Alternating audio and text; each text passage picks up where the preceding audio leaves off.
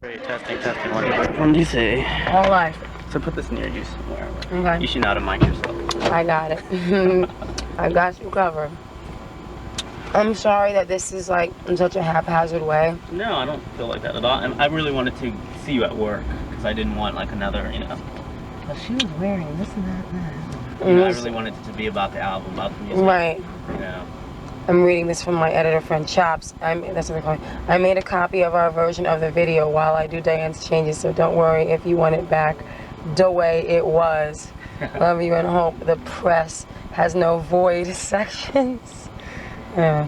We make up our own little, I know way too much about this whole editing mess. I really need not to. But Lammy Lamb, wanted to talk to you before you leave for Europe. Page me or call me when you get, okay. I'm just gotta check all these. Now I'm done. It's the last one. Just gonna write.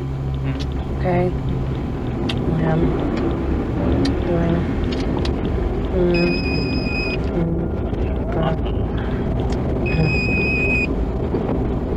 Hello. Hey, what's up? Where are you? You are? Okay, well just call me.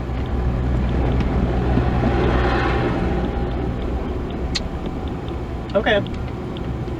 That's fine. Yeah, I don't quite know what I'm doing, so I'll be in DC at some point. Right. Okay, that's cool. All right. Bye. Have fun. Okay. Putting mine away. Who is Mariah Carey as an artist? Oh dear, you're starting right off. Don't pull no punches, do you? Well, I don't want to waste your. I don't want to waste your voice. No. I'm sorry. Can I just preface this whole thing by saying that I've had about 3 hours sleep over the past, well, I guess the day before I got a few more hours sleep, but I've been consistently sleepless since I got back and started promoting and doing all this stuff. And so if I come across a little bit, Right, this isn't 60 minutes. No, but I'm just afraid because sometimes people will take advantage of that. I mean, I don't know you, Craig. I don't want to. I'm telling you, I will not do that. Okay. I've had people like reveal stuff to me, like, you know, big artists, I won't say who, and call me back later and say, no, I was just. I mean, I'm the type that would do that, yeah. I just want to preface it because sometimes when I'm tired, you know what I've done today, right? Did they tell you, did they brief you on like what my day's been? I'm not here to judge you. No, not to judge me, just to let you know, so you'll be like that, you'll get it from where I'm coming. I've done like 2 major interviews. I went to bed at 7:30 in the morning because I was with Joe and Clue and Dora in the studio. At 4 o'clock in the morning. Prior to that, I was editing the remix video with Senna, the editor, my friend, my Moroccan homegirl, my biracial homegirl.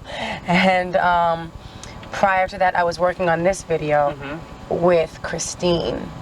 And like, you know, all the while approving photos and doing phoners for Italian press. So I'm kind of like really exhausted. But trust me, I'm not here to get Mariah Carey. I just want you to express who you are as a recording artist. Okay. That's what I'm trying to do. Can I ask you a question only because I'm just obsessed with this? I'm asking. Can I just ask you one question? What nationality are you? I'm black. But both my parents, people think that my great-grandmother was white. Right. So I guess there's like some strong, and I mean I have like a Native American. Yeah. But I'm not, like I don't, like one parent's not white. Right. We can still bond, but No, we can still bond. I was just curious because I was like wondering if you were Latino or wondering. Come up to me all the time, like, blah, blah, blah. Yeah. People do that to me too. I don't speak Spanish either, but they do that to me too. Slow down. Yeah, because people know that my father's part Venezuelan, so they think like I happen to speak. Yeah, but I didn't because he didn't grow up with his father. He grew up with Addie Carey, on 137th and Lenox. Okay, well let's talk about something fun. Okay. Let's talk about your remixes. Let's talk about. I'm sorry. I'm relaxing, and that's my way of relaxing, so that you know. Well, what would you like to talk about? No, remixes are fine. Okay. That's fine. I'm just coming off of. That's why I just explained to you where I was, because when you're like looking at the Avid, and there's like a whole different zone. So I'm going into the new zone, which is Craig's zone. I'm with you. Okay, here we are. Well, okay, tell me this. Why on the Heartbreaker remix? And my tape is working, right? Let me make sure. You tell me. Yeah, it's going. Okay. It's rolling. Just I don't don't make see any a red elaborate- light though. Don't make any elaborate hand gestures over the mic. Well, I can't help it. That's my I'm thing, you know? But Sorry. like, tell me why on the Heartbreaker remix, why Junior instead of working with David again? Because David was, well, Junior has always expressed a desire to work together, and a lot of my friends know him. You know, I have a lot of different friends who maybe work in clubs or have come across him wherever and say, you know, he really wants to work with you guys should get together. And I've just had this relationship with David for such a really long time, and this time around this whole album was sort of like no one even knew I was doing it. And then the last minute I was like, David, can you do a remix for me? And he was overseas, and it would have been like 2 weeks. Pet Shop Boys or something? Actually, I think it was Julio Iglesias. No. But whatever, he was over there, and then he also goes over there every summer to do his promotional stuff. And he couldn't come for like a week or a couple days later, and we literally had a deadline. Like, I know that if I go with David in one night, like, it's done. Like, that type of record, those house records are actually my favorite, almost my favorite thing to do, because it's very free. It's very like, when I do those vocals, that's why some of them are a mess. I just sing whatever. I barely edit it. I barely like redo stuff, and I spend a lot of time in the background vocals and arranging the backgrounds and singing them. And I had the girls who sing with me there, and I mean, we just really, we're like 4 in the morning recording like tripling tracks of backgrounds, and just, it's like very free form creative expression over a track that's very out there in terms of being different from the original or even the hip-hop version. Right. So when I sang my lead on that was like 5:30 after a nice bottle or 2 of wine. Which lead? The lead on the Heartbreaker remix? Yeah, on most of them. Okay. On Heartbreaker, on Fantasy, on whatever. I mean, Fantasy, I was in my own house, but you know, I was like downstairs, and usually like when I sing, everything has to be clean and perfect, and I mean, I would never have a drink or anything, or you know, do whatever. I just can't. My voice has to be clear, and that kind of stuff screws with my creativity. But for some reason, on the house remixes, I can just do whatever and be exhausted and just keep going. And so anyway, this came up, but David wasn't available, and I don't want it to sound like, oh, so Junior was second. It wasn't that Junior was second choice. It was that we had always wanted to work together, but at this particular moment, it just came together. So I still would like to do something with David on this album, because I think we have a special chemistry. But I think that my thing still comes across on this remix. I think it's not like, whoa, what's Mariah doing? Like, it suddenly doesn't sound similar to her other stuff. I mean, I think, and someone else was telling me that today too, like, with this, you get my essence. You get that, okay, I see what she does with David, but it's also very much about her if she's working with someone else. And Why the decision for the Val Young? Where did that come from? That actually was Junior's idea, because he wanted to use the but that's one of my favorite songs, like from growing up. Yeah, it's a great song. And when he started doing it, I said, you know what, we should slow it down, and I should just go, I've been thinking about the way, like, I just figured like it would be hot to slow it down. And again, those remixes are so much fun for me to do creatively. Even the backgrounds, like going, give me a love, give me a love. Like, it was so hard to do that stuff fast, and to come up with all the little parts that we did were really but it's fun. It's like a very different outlet for me. Well, yeah, I think you can really hear that you're much looser on that. I mean, I really started, you know, I always liked your stuff, but when I started hearing, like, you know, really starting with the stuff that you were doing with David Cole. Yeah. Like I think maybe the Make It Happen remix with the Dr. Love. Yeah, going on in the background. Yeah. That's when I really started to, you know, I guess really started to be very interested in watching your career and stuff like that. Right. What about David? I mean, like, what kind of influence did... We drown out this noise. What kind of influence did David Cole have, like, on your musical development and everything? Well, David and I worked together at a really early point in my career, but I think what was good about working with David was that he and I got each other in terms of our references, in terms of our points of view. Like, certain producers I've worked with, they are either one way or the other. Like, Walter is very pop, you know. Puffy has hip-hop references and R&B, you know. And that came at a different point in my life too, when I could make the decision to work with someone like Puffy. But I mean, David And I sort of snuck that in.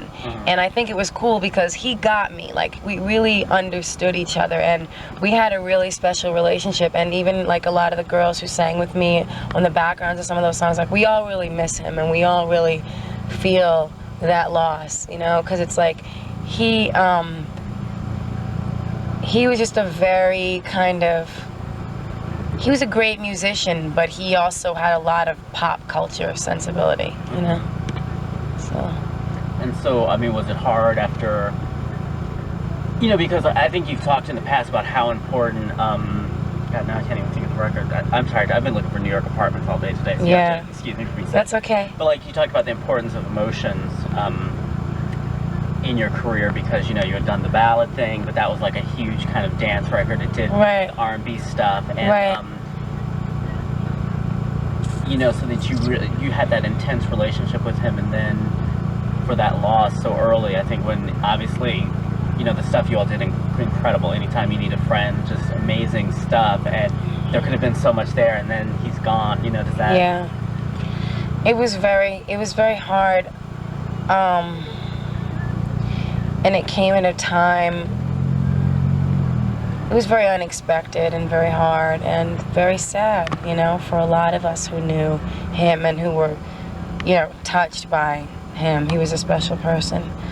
But I think it earmarks sort of an important thing in my career that people sort of tend to gloss over. I think when people do like the journalistic job on me, and I'm not including you at all by any means because you're asking me totally different questions than most people do, but some people who do the surface journalism thing, or the surface I'm a critic and this is what I'm supposed to think, it's like she did ballads and then suddenly she did Butterfly and she became like this hip-hop girl. It's like people who didn't really listen to those other albums don't know, you know, or people who don't have, this is what I was trying to explain to somebody today, people who don't have a frame of reference, who don't listen to hip-hop radio, who don't go to clubs, who don't go to even clubs where they play my house remixes, you know, they listen to maybe alternative music, or they listen to rock or classic rock or whatever tapes they happen to be working on, you know, they don't know the subtlety of the fact that Dream Lover was a loop of a, you know, of Blind Alley, which was also a Big Daddy Kane record called Ain't No Half Stepping, which in turn became Dream Lover, you know, co-produced by Dave Hall, who had only done Brand Nubian and Mary J. Blige. So it's like, that wasn't like I had suddenly done like the, here's the producer who has done, you know, multiple records with Whitney or, you know, Madonna or Celine Dion, or people that are like known as that type of singer, you know what I mean? It's like this was something kind of new for me to be doing, but the pop press would rather focus on, oh well, she did songs like Hero, and now she's in a video with Mace, sitting on Mace's lap. And it's also, I think, a black-white perception thing, and I think that a lot of it has to do with me being visually perceived as white by a lot of people who don't understand about mixed race people. And that's been a gripe of mine for a long time, because I think especially early on I took a lot of heat for people saying, well, she's not acknowledging she's black, she's saying, you know, she's this, she's that, and I never didn't acknowledge what I was. I always said, look, my father is half black, half Venezuelan, my mother's Irish. People morphed that into black Venezuelan because obviously they couldn't fathom African American and half Venezuelan and Irish. And it was like, what did you want, a sticker on my album cover? It's like, you know, by the way, in case you're prejudiced, don't buy her if you don't like X, Y, or Z. Well, would you at least say that, at least, you know, for whatever reason, and I mean, it makes perfect sense in terms of marketing, but, you know, I mean, nobody went out of their way. I don't think it was really sold, and you probably didn't have much to do with this at the very beginning of your career, but it probably wasn't. I was very upset by certain things that were written in the press, like another white girl trying to sound black and things like that. And when I had a luncheon at one point for like a lot of R&B press, I addressed those issues with those people. And I mean, it got written about a little bit, but you know, when you're dealing within a corporate structure and you're basically a teenage girl that is starting out surrounded by a lot of powerful people, you are not at the helm of how you are perceived. And also, I think at this point, people are a lot more accepting of me just because I've been here in people's face for a lot longer. In the beginning, it was like Vision of Love actually went #1 R&B first and then pop. And so it's not like when people say, oh, you went to this R&B direction. Vision of Love was a big R&B record. I mean, people who you would not expect to talk to me about that song, talk to me about that song. Like, Snoop is in my remix video. He and I had a long discussion about that song. Oh, really? Jay-Z and I had a long discussion. Like, people talk to me about how, like, they remember when that came out and different things about that record. And I forget, you know what I mean? Like, because I'll be like, oh, you know, sometimes I'll feel like, oh, I don't know. People just bring me down because I do a lot of press where people are like, oh, you made this radical move on Butterfly. I'm like, well, had you really listened, not that you care to listen to the different things in the first album, or songs like Sent From Up Above, that was much more that could have been a single. I mean, it could have been a single, but it wouldn't have probably done very well pop, but it would have been a probably decently, you know, a pretty big urban single, or songs that didn't even get to my first album because I was told they were too urban. Right. So, I mean, like, I understand from a marketing point of view, even with artists who don't have this racial ambiguity issue, they often are skewed middle of the road. Right. So, and I, as a songwriter, I'm capable of writing, you know, more mainstream stuff, or adapting a hip-hop record to be my thing, or a house record, or probably a country song. You know what I mean? Or even, like, no one knows, but I've written some alternative things that no one knows about. I mean, like, I'm just pretty much whatever. I'm a musical person. I grew up with a multitude of influences, and I enjoy that as a writer. And see, the thing about it is that people know that, and people, especially back then, were like, look, write us a big ballad where you're singing long notes. And I know how to do that. But that might not be necessarily what's the most stimulating creatively for me, but I know how to do it. Sometimes it is. I mean, Butterfly, the song Butterfly, to me is very powerful and very poignant because it represents a point in my life that was very, very heavily, very laden with drama. It was really an intense time. And I just feel like lyrically, this is all the drama. Are we here? We're here, but we can get out whenever, as long as the people in the street aren't waiting. We can walk upstairs and talk in the lounge if you want. Whatever you want to do. Are we holding up traffic? Not really. I mean, at all? Because last night. Traffic's fine. Okay. Let me know if we are, and we'll get out. I'm so hungry. Well, can they get you something to eat? Or? Yeah, they're getting me something. I'm just sick. I eat the same places. I'm in the same place every night. But, Well, I mean, one thing, you know, like with Whitney's last album, she worked with a lot of hip-hop producers, whatever, and it was, the press play on that was kind of like, oh, she's freshening up her sound, hooray. You know, whereas when you work with hip-hop producers, it's all like, oh, she's trying to do this and that. right. Do you think that's because, I mean, I think some people in more criticism, and I'm just saying, because you're perceived as being kind of more white for whatever reasons, you know, for whatever unfair reason. I think white people are more criticized when they turn to black influences than when black people are, like that Offspring song "Pretty Fly for a White Guy." You know, anytime it's perceived as somebody white taking on black influences, then they usually set themselves up for more criticism. I don't think I got that criticism from critics who understand the subtleties of doing a record like Breakdown with Bone Thugs and Harmony, and me adapting to their style, and how pretty intricate that was, you know, and how innovative a move that was, even though they did not promote that single very much. You know, there were 2 songs released from that album 7 months apart. So, I mean, that will always hurt me, because to me, I mean, that album had a lot of my heart and soul in it, you know what I mean? But you know what? My first single was a #1 R&B song, so I can't say that. I know that there was a conscious decision to go more pop after that. My All and Butterfly. No, I mean from Vision of Love. Oh, I'm sorry. To like those other songs. First single off that, okay. No, yeah, Honey. I was told I took a left turn with Honey, and I was like, what? To me, this is very my style of record. It's a happy, up-tempo record. But to me, maybe because, like, I don't listen to pop radio. I don't listen to, like, you know, I pretty much am more of, just like, I could tell you more about, like, Jay-Z's album than the, you know, whatever pop group you want to name's album. I don't focus on that. Right. You know what I mean? So I don't know, and I But why is can't. that so hard for people to believe, do you think? Why don't Because they people look believe at me, you? and it's the same drama I've dealt with my whole life. Like, they look at me and they perceive me as one way, but don't think it doesn't come the other way. I mean, like, it's like, I can't generalize. So I think that everybody has a different view and a different, different perspective on me and what I am, and maybe some people don't even care at all. More people don't care than care. But I mean, I think that because visually, the image of me sitting on Mace's lap in that video and standing there with Puffy, to maybe somebody in middle America who hadn't seen me in that way before, it was like, why is she doing that, and who are these people, and what is she trying to do? And maybe some other people who didn't.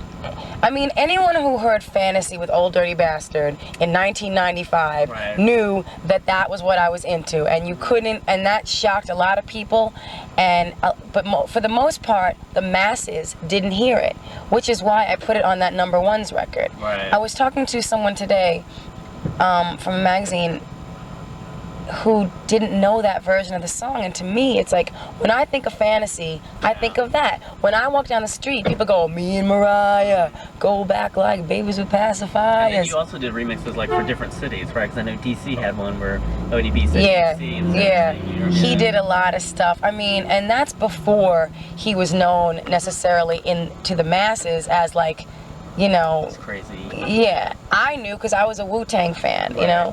I don't know why it's hard for people to believe. All I know is what my reality is. My reality is I grew up as an interracial child. My reality is I grew up with a lot of disturbing imagery around me, a lot of stuff that most kids in suburbia did not see. Like what? Things that I choose not to talk about because they are not necessarily. Y'all want to come inside? We're here for only 30 minutes. Okay, And then we have let me to just go to finish the this other one thing. thought before I forget. I'll come right. Because they're not necessarily about what I did. So It's it upsets about other people around. Other you, because it's people like are- you're talking badly I'm about talking about people in my family and things that impacted upon me because people made certain decisions and exposed me to certain things. I'm not talking about my mother. I'm talking about other surrounding things. And as is in a lot of families similar to mine, you know, we've got a lot of disjointed stuff going on. I experience a lot of stuff. My reality has been very altered since I was a little girl. I mean, I grew up very fast in terms of my perception of the world and my understanding of what it's like to be mixed, what it's like to hear how white people speak about black people when they're not in the room, and vice versa. And so, like, I really have a unique perception, and also being sort of the first person who's so ambiguous looking and, you know, and of mixed race to become a pop culture.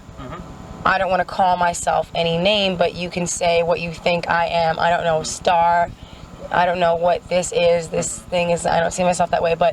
And what's, to me, the most important accomplishment that I've made or contribution is when I read a card or a letter from a little kid from Queens or wherever that says, thank you for giving me a role model as an interracial, as a mixed person, because before you, I never knew that it was okay to be who I am. I never knew that I could make it and that I could achieve what you've achieved. I didn't have that role model.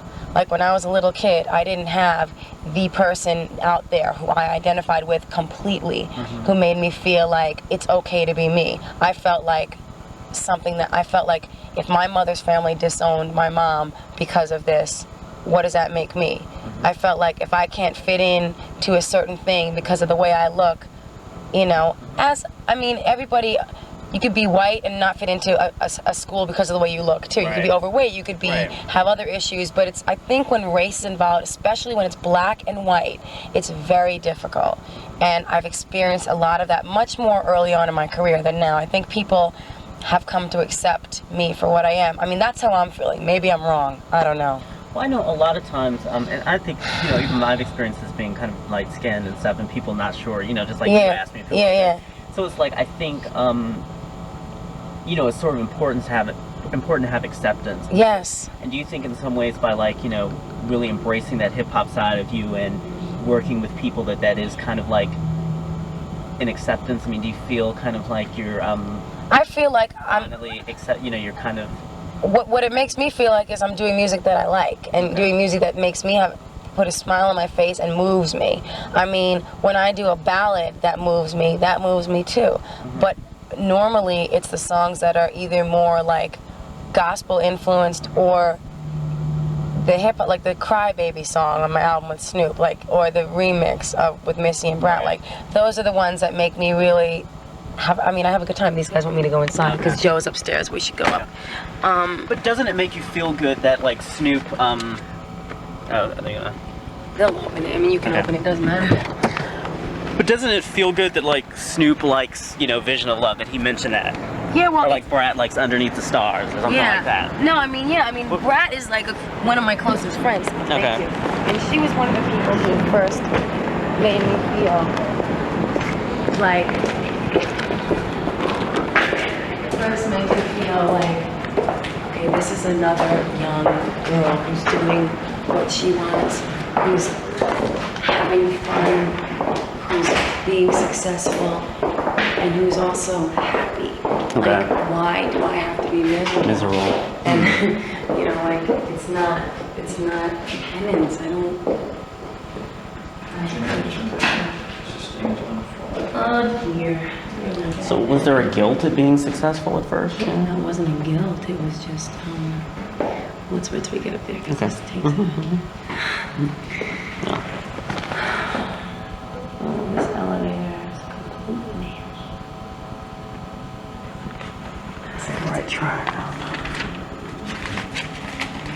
I did a feature on Eve for Spin a couple weeks ago. Oh, you did? And we went to a mall, so the whole time I'm like running behind her with the tape recorder, and she didn't stop for once. We never sat down at any point in the interview. Really? Yeah. I won't put you through that. She was fun. Have you interviewed Brad?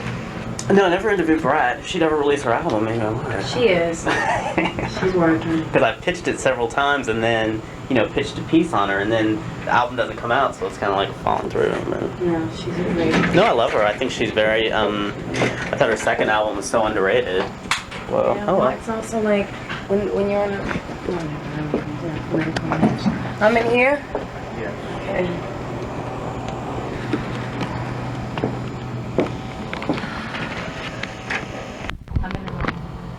Life is so strange when you don't know.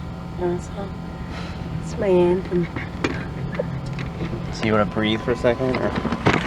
Well, I don't think we have them. I don't Right. think I have a full second. Go ahead. So you can get one question. Well, we were talking about, you know, you were telling me about Brat and why you connected with her so much, you know. Oh, you want to elaborate on that? Yes. Oh, okay. You said because you saw her and she was so happy, and you thought... Oh, right. Well, I met her during the making of the Daydream album, and I might have just been finished, or maybe it was already... might have already been out. We did that remix. But she came to my house, and it was just like, we connected like immediately. Like, it was just we had a really cool creative vibe together. But just even like Jermaine, Brat, Wanye, the rest of the guys from Boyz II Men, like us being all young artists, you know, in the same business.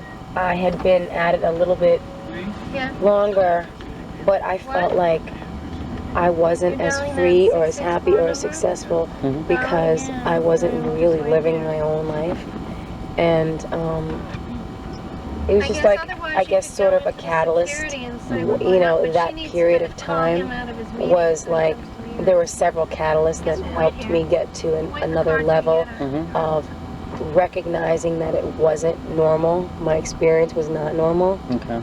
Do you know what I mean? So I wouldn't want to put it all on her because that's not good for her politically with that album coming out. So please don't do that. But you know what I mean? Just in terms of everything that I went through during that time, like it was just like, you know, just to give an example, it's like when you go out on stage and you have all this like amazing, glorious feeling of adoration from the fans, and then if you go out afterwards and have a party, you feel great and you relax and you go to sleep. But if you do that and then you go and you sit in a car and you have like tense energy around you and it's like all people who are maybe, you know, corporate and not about having fun and everybody's nervous and uptight and you're there and you don't get the feeling of, wow, I just did something amazing and I feel great. You get the feeling of I just did something amazing and now here I am back in my weird reality. You know, so I had that and those guys had the other thing. And so I just wanted to feel like, I don't know, I just wanted to feel, I wanted to enjoy my life a little bit. I was really miserable for a long time. Well, on Petals, you know, you talk about the maze of misery, and you talk about like a little brother and little sister. What is that about? Well, it's hard for me to completely be specific about who I'm talking about in that song, but let's just say that there was a period of time when I was only kind of around a few people who were in my immediate circle who we all kind of had the same, we were all kind of going through the same stuff. And now I don't see them anymore. And so it's, you know, it was kind of like a sad feeling, but it's hard for me to be really specific about that because that's yeah. If Butterfly is seen as an album of sort of like you know, coming to your own and sort of trying to break free and those type of things, those type of metaphors, do you think Rainbow could be considered about surviving, about thriving? I think, yeah. I mean, did I tell you, everything's blending into one right now, but did I tell you about that I was doing this album initially for my movie? No. Okay. This Heartbreaker was initially a song that I wrote for All That Glitters, which starts filming in the spring, which was supposed to start filming last summer, but there were problems with the script. And the movie company was really behind it and really wanted it to be right. So, you know, I'm not used to that. You see the process I'm used to, which is like, okay, this, let's go, we're done. And that's like a whole different thing. So I had banked everything on, this is when I'll have my summer single out, and then the movie, you know, like my usual recording schedule, but it didn't work out that way. So I had Heartbreaker half written, and Clue had given me the track. He actually had it for somebody else for a remix, because you know his album? He had a lot of songs. That's not what a thug would say? Yeah, that's not what a thug would do. But that was his line for a minute. Now his new line is "Don't get stupid on me." But whatever, he's got a new line every week. But he was going to use that for a remix for Mace, and that record he did on that. With Foxy and stuff. Yeah. So my friend Tracy was like, you should play that for Mariah, because like that's really her bag. That really sounds like, actually the remix was of a song that they looped, you know, Tom Tom, right. Yeah. So, you know, people now associate me with that, and this is Attack the Name Game. Right. And so I heard it and I was like, yeah, of course I could write over it, but honestly that took me a lot longer to write than any other song on the record. Plus I did 3-4 versions of it, so it was a long thing. Were you scared people were going to think it sounded too much like Fantasy? I knew that it had that same vibe, but to me, if you really break it down, it's more like Dream Lover, because when I think of Fantasy, I think of the Old Dirty Bastard version, which just has the in heaven. Like, I almost forgot that it had that sweet because I don't even listen to that anymore. Like, if I am to listen to that record, I listen to the remix, which is really responsible for more than half the sales of that single, and really drove that. And that's, how do you know that? Because you look at the accounts and which accounts sold more, and you look so at like an urban account. Yeah, that was a huge urban record, and that was like a double platinum single. Right. With this single, they've only shipped under 1 million, so there's no way that it can do that amount of numbers. I see, because they want the album to sell, so it's right. But it sold more in its first week than Fantasy did in its first week, and I attribute a lot of that to, it's about 50-50, almost 60-40 people playing the remix. And so people who don't understand what the value of those remixes are to me, they're whole different records. I mean, this one more so than the Fantasy remix, honestly. Right. because. So what is the value to you, not just in terms of the sales, but in terms of personally? No, personally, Okay. I enjoy it so much more. I mean, honestly though, when I was doing the original Heartbreaker and Jay-Z came in and did his part, we were all like, yay! Like, we were all like little fans, like little excited fans. And Jay loved that. I mean, Jay would not be on something he didn't like. Right. You know what I mean? He's got a lot of integrity as an artist. He's very particular about his stuff. So he came in, he heard it, he was like, whoa, I didn't expect it to be like that. Because I think sometimes critics get a little bit cynical, like, oh, it sounds like this, oh, it sounds like that. And yes, it does have that. I wrote both of those songs. Right. I have a style of writing. Just like someone who writes folk music tends to lean in the same melodic or chord structural direction. But to me, the chorus is more like Dream Lover. If you think of it, heartbreaker, you got the best of me. Dream Lover, come rescue me. It's less like sweet, sweet fantasy, baby. It's more like Dream Lover. But they're all in the same vein because I wrote them. Right. And when I was looking for someone to co-write with me on that song, I couldn't find anybody because I was like, you know what, it's my own style that I'm emulating. It's not like some other style. But my point about Jay in the studio was when he came in and he did his thing, it was like, wow, like he wrote nothing down. He did it off the top of his head. He was just like going off of my lyrics and what I was saying, and that's why he's going, she want to shop with Jay, play box with Jay. Like he's like going off, and he was like, yo, what I just say? Like he would forget what he said, but he wouldn't write it down, and he just did it all off the top of his head. And it was an exciting record for me. I mean, people can say what they want to say, but to me, I still like that version of the song. I still listen to that song. I like the little give me a love, and that part isn't a sample. It sounds like it's a sample from something, but it just was like something that enhanced the music. I think it's cute. I like that record. The remix with Over Ain't No Fun is my favorite. Okay. But why? Because it's just more, I like how the chorus fits over that loop better. Okay. The chorus stands out more. It's more clean, and it's got clean in terms of there's less going on musically. We couldn't break down that other loop because you couldn't isolate the sounds because we couldn't recreate those keyboard sounds and replay them. We had to keep the loop continuous. So that's why it was even harder to write, because it's a 2-bar loop. So I had to really be creative with the sections and what they were going to be, and the ad-libs and Clue and his ad-libs and all that stuff. So I like the remix best because I just love the vibe of that song. Like, I love hearing it on the radio. I think it sounds hot. I like to hear it in the clubs. I like when they mix it with Ain't No Fun. Like, it's just like when you hear Ain't No Fun in a club, it's pretty like derogatory song about women. And we flipped it and turned it around. And when I was writing it, she and everybody else was like, what was that song that it came from? What did he say on that record? And we were all like, don't worry, don't worry. We're like, you know, it's going to be cool. And I think it's actually good because we did make it about girls. And Snoop made an appearance in the remix video. And like, he's fine with it. He thinks it's, you know, he's like into it. And everybody really likes that version. So I kind of like how now in the days of the Answer records, the girl power records, it's that, but it's not, it's without me having to go there completely, because I'm not really going there, but just by nature of what it is, when they mix the two songs together, like now in a club, when that would come on in a club, all the girls would be like, woo, but then we're kind of like, oh, we're getting played on this song. But then again, now it's sort of like empowering, and even when you see the video, the way Brat's being, and that she's a bride, and Snoop is she's an angry bride, and Snoop's like, what are you mad? Like, and the little girls are throwing rice at him, and like, it's kind of retribution. It's pretty funny. I mean, it's really pretty great. So, you waiting for me to run in there? Is he ready for me? No, we're waiting to make contact. Okay. Keep talking. Well, not so much. I can't even find my question. And I tend to ramble because I figure you can extract statements from whatever. We're ready? Oh, we should go right now. Okay. You want to walk? Okay. So maybe you want to wait in the car?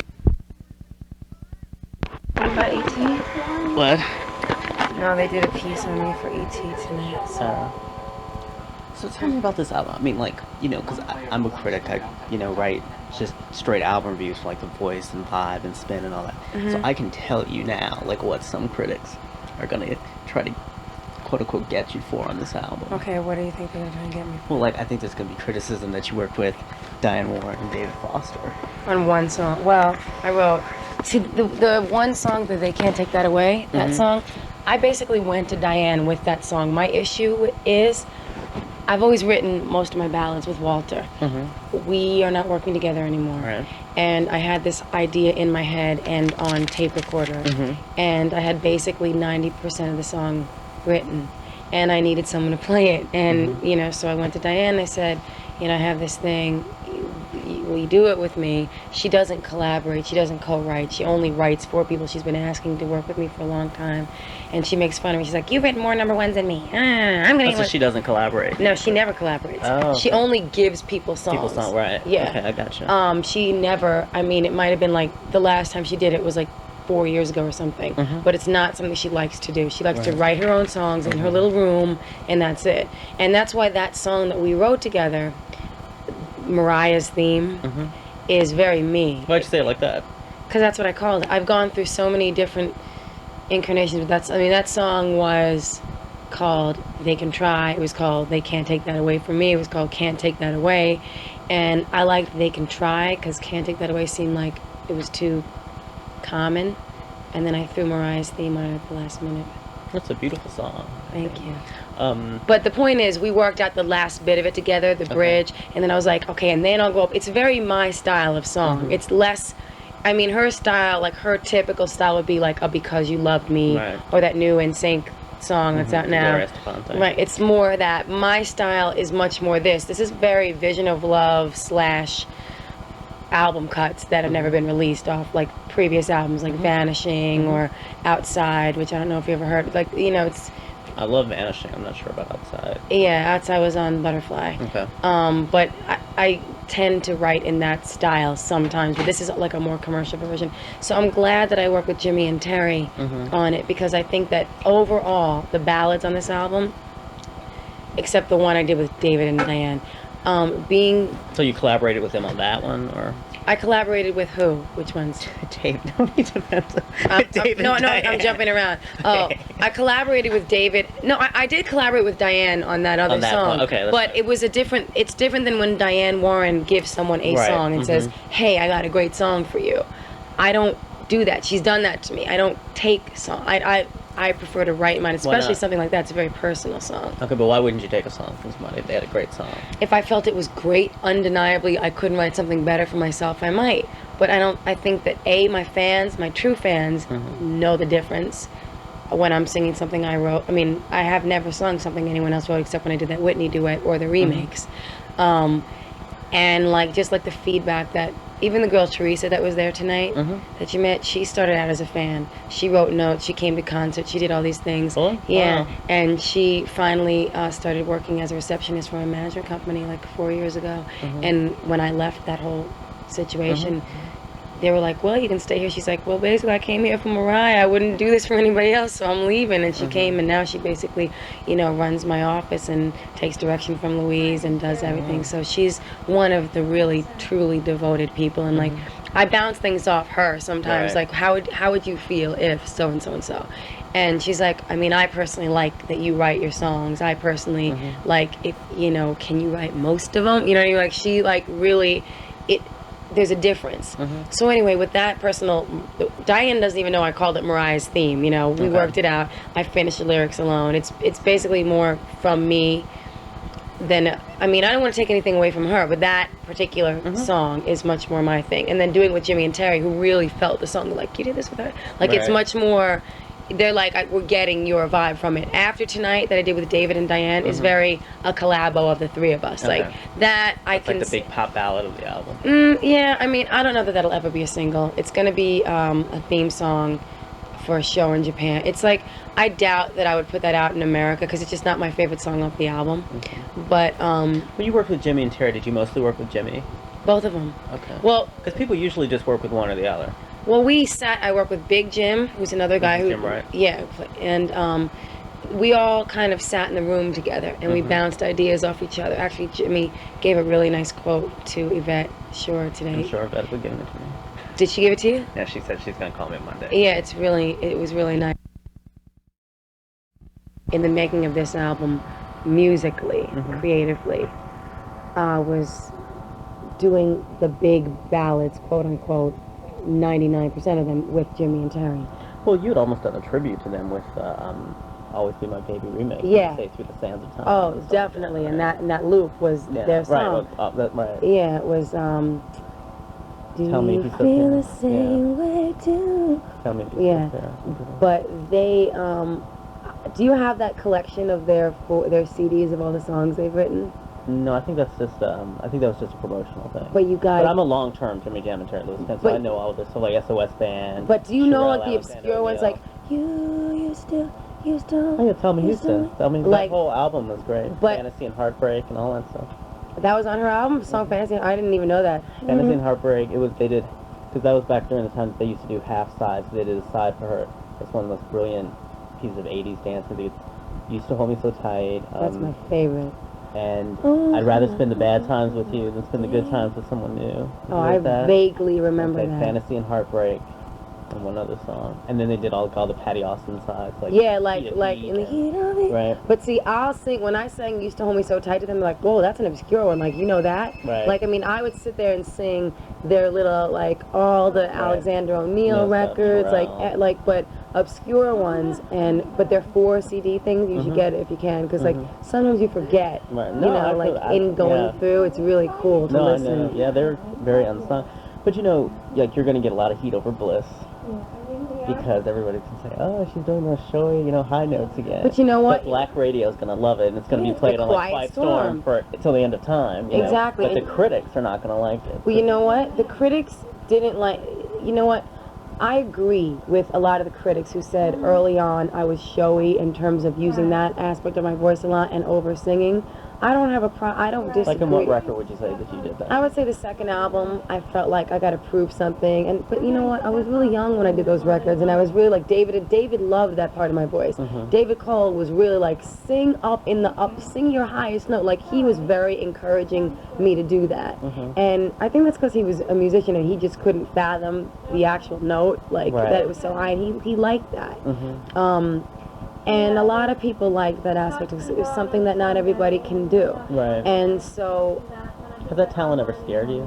Like the fact that you can produce such great sound, has that ever been? But you, at the same time, it's like you have this force within you, but like you were a young girl Right. trying to make your way through the industry, trying to write your own stuff. Right. Obviously, a very difficult thing to do. Yet at the same time, you have this great power. Was there ever any kind of? well, I think in the very, very beginning, like I saw this thing I did the other day for the NBA playoffs, the first time I was ever on TV, and I sang "America the Beautiful," and at the end I go like, "The shining sea."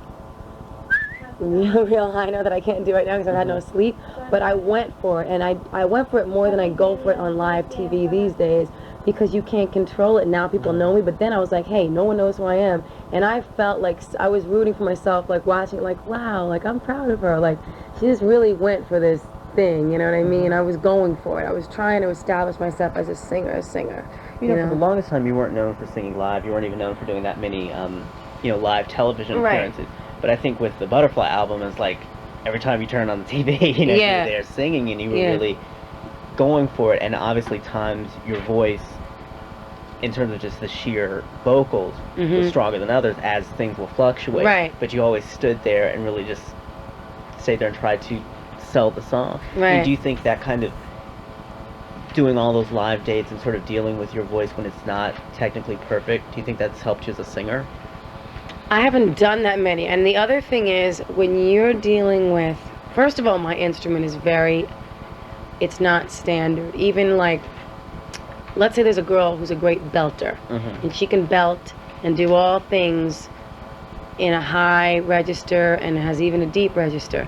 The whisper register of my voice, like that I use on Bliss, is something that is so fragile and unique and bizarre. Like, sometimes if I have a cold and I have no voice whatsoever, I can do high notes and do anything in that register, but speak not at all. Okay. Sometimes when my airy voice is real clear, like I was explaining to Joe tonight, like I can't do it tonight, that's not as good. I did a feature on Kelly Price, and she called you the Queen of Air. She's saying, but in a nice way. No, But she's saying you taught her how to sing, I guess, in The a breathy way. Yeah, And that was that's like nice your of her. trademark. Where did that come? How did you develop that? Actually, that came about, and I have to call someone else the queen of air, which is Cindy Mizell, who is one of the best backup singers in the business, and a great lead singer as well. Who never. I've had enough.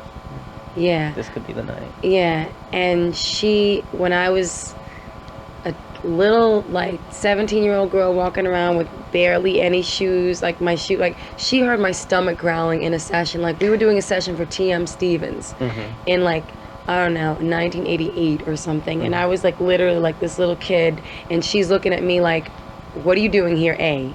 You know, B, like, how did you get to this session? And, like, singing with the top backups. She was already the top backup singer. She still looks like a baby, and she's beautiful, and she's still amazing.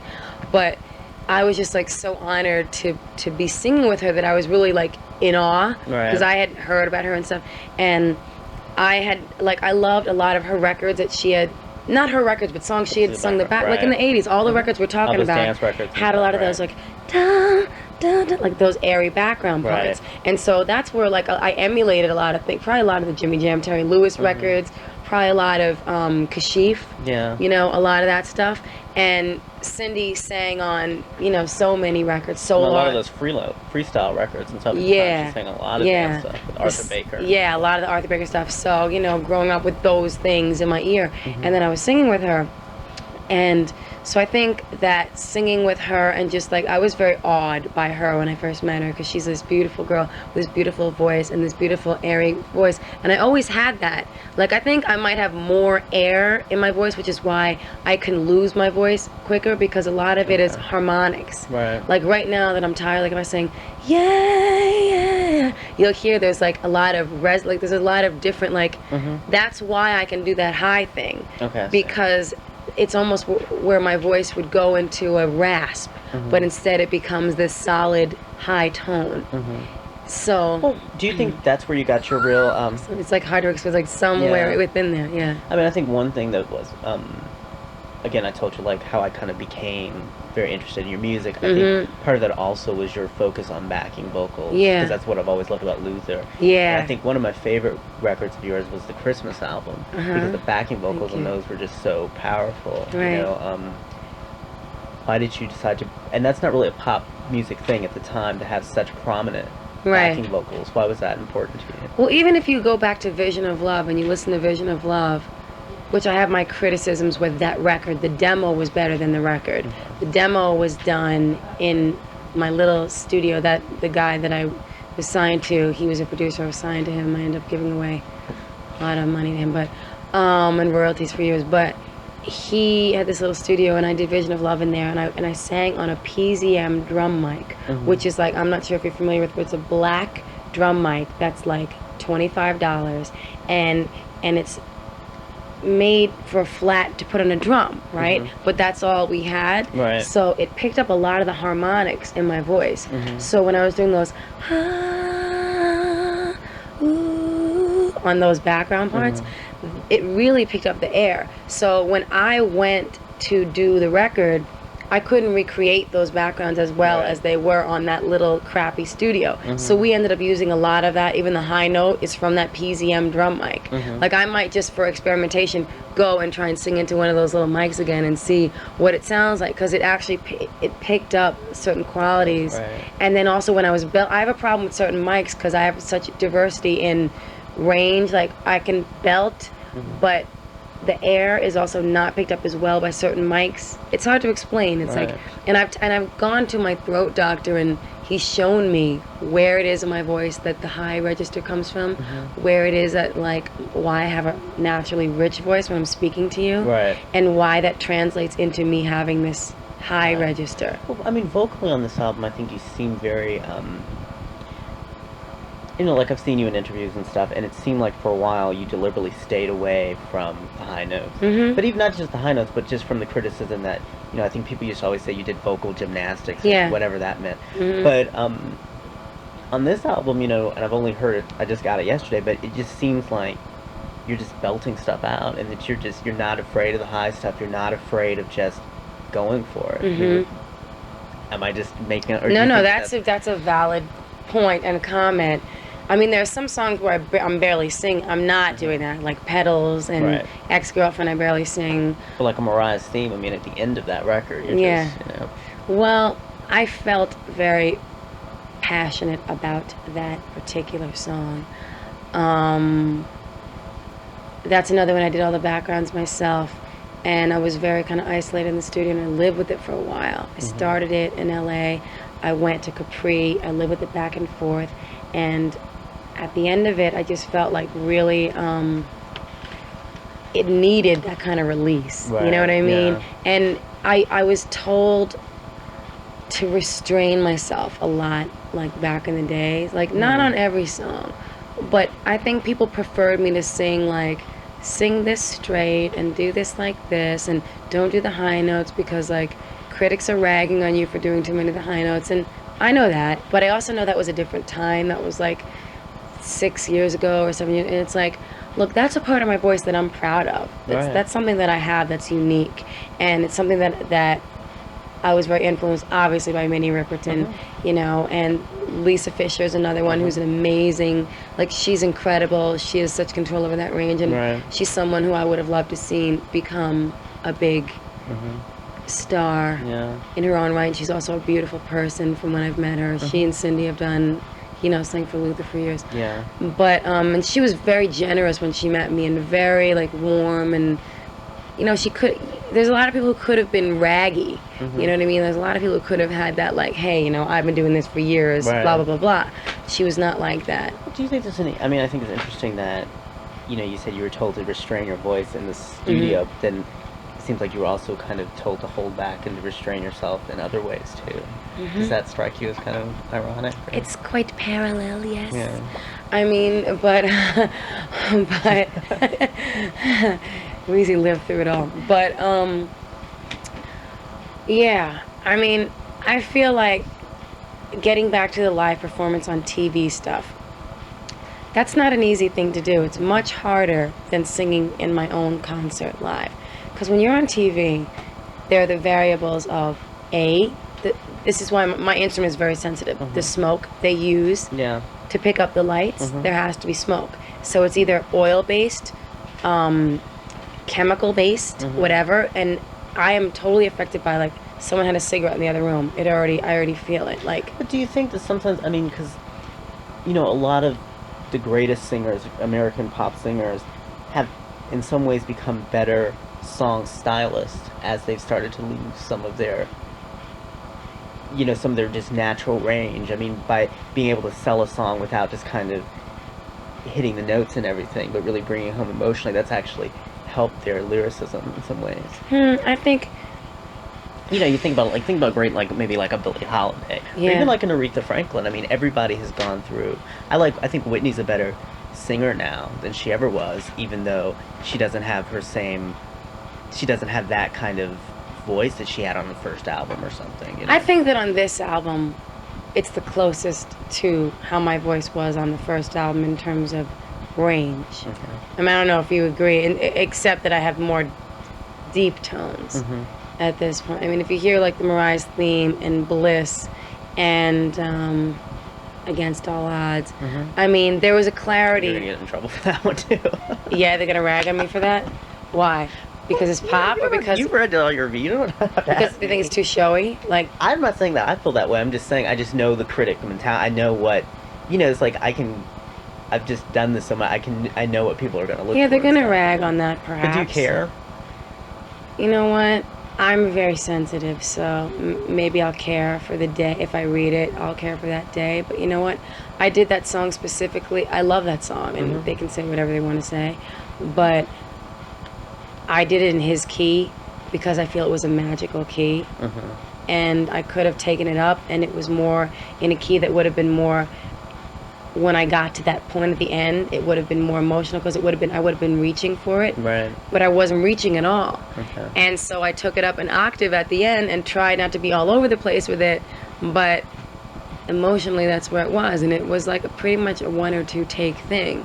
And it was actually at a friend of mine, her father had just passed away, and she was on the phone with me, and she was crying, and she was saying a lot of the things that were being said in that song. She hadn't had much of a relationship with him, and I had to go downstairs and sing that. And so it was like kind of a deep moment. So, I mean, I think that if you listen to the verses, if a critic wants to blindly thrash me, there's ample opportunity with the fact that, yes, I'm singing, you know, a lot of high notes. Yes, I'm belting, and people might say I'm over-singing on certain songs. Eat, drink, dance, whatever. Butterfly was a very subtle record that I will always stand by and love.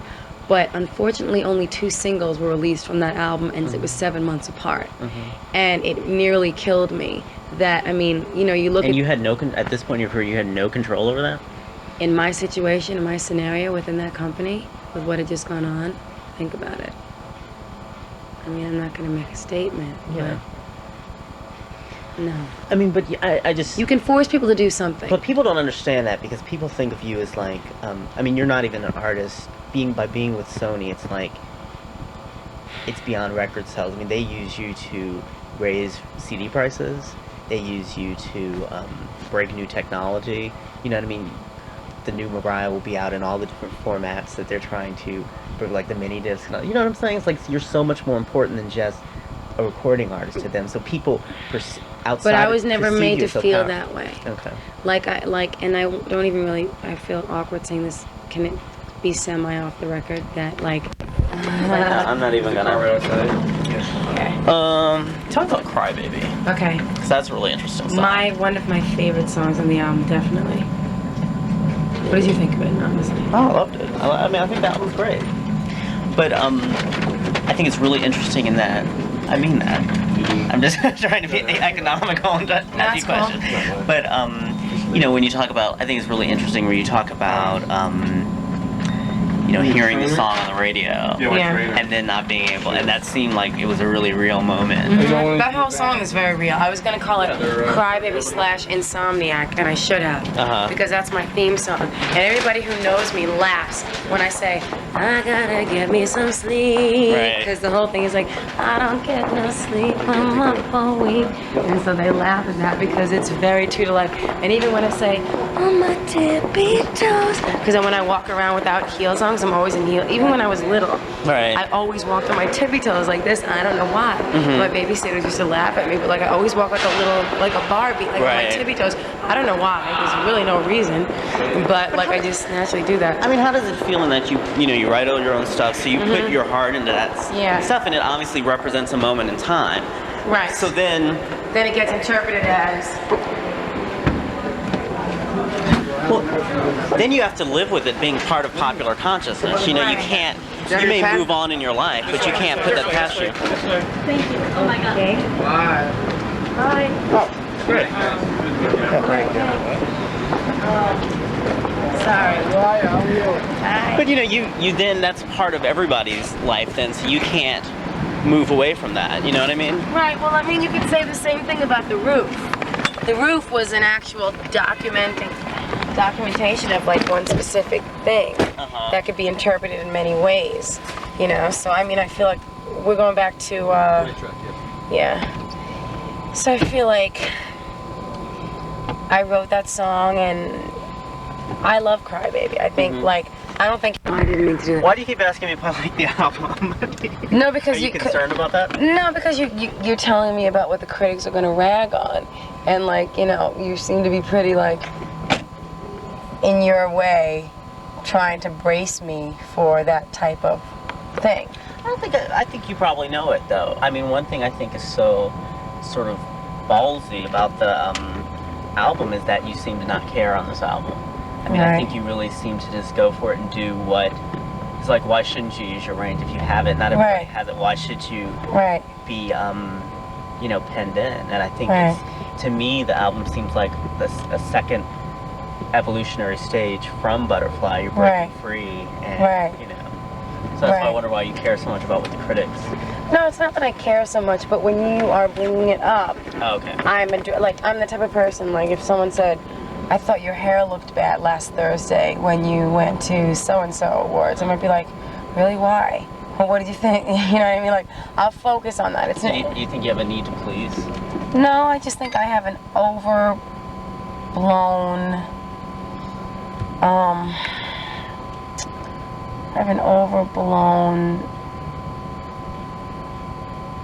kind of insecure streak that runs through me, and sometimes it manifests itself as me being a workaholic, like you see. I mean, I don't even sit. I mean, some artists would not tolerate this type of schedule. They'd be like, "Are you insane? I'm sitting down, I'm eating, I'm going out, you know, I'm doing this," and I just work. And I think it's because for the early part of my life. Oh no, you can't go back here. I used to work at the studio right above this nudie bar. It's not banging. It was like I felt like I had to always scramble, and I didn't know whether I had any stability or what was going on in my life. And then I got into that relationship, and it was like I had the success, but I never really felt that euphoric fame feeling, the initial sensation of feeling famous. I didn't have that. So then why do you do it now? Because I'd never transitioned from, I mean, monetarily and whatever I did. I mean, I ride around in a limo, whatever, like Kurt Loder said. But I mean, this is just because of the reality of my life. I can't fit all my junk in something else, you know. But I mean, I never transitioned into that person who believes their own hype. Like, I can't. Why do you do it? I do Why are it you because doing this right probably now? because I feel like I have to keep going. Probably because I'm insecure and I feel like I have to maintain how far I've come, because I didn't get to enjoy a lot of the first half of it. Do you want to learn to enjoy it and to just enjoy it and not have this hectic schedule and stuff? Yeah, I really want to be doing my movie and to be doing my... That's more work, Mariah. Do you want to just... It's more work, but you know what? It's something that I've been working on for 2 years, and it's something that, like... Okay, before, as the last question, give me one goal that you have that's not work-related.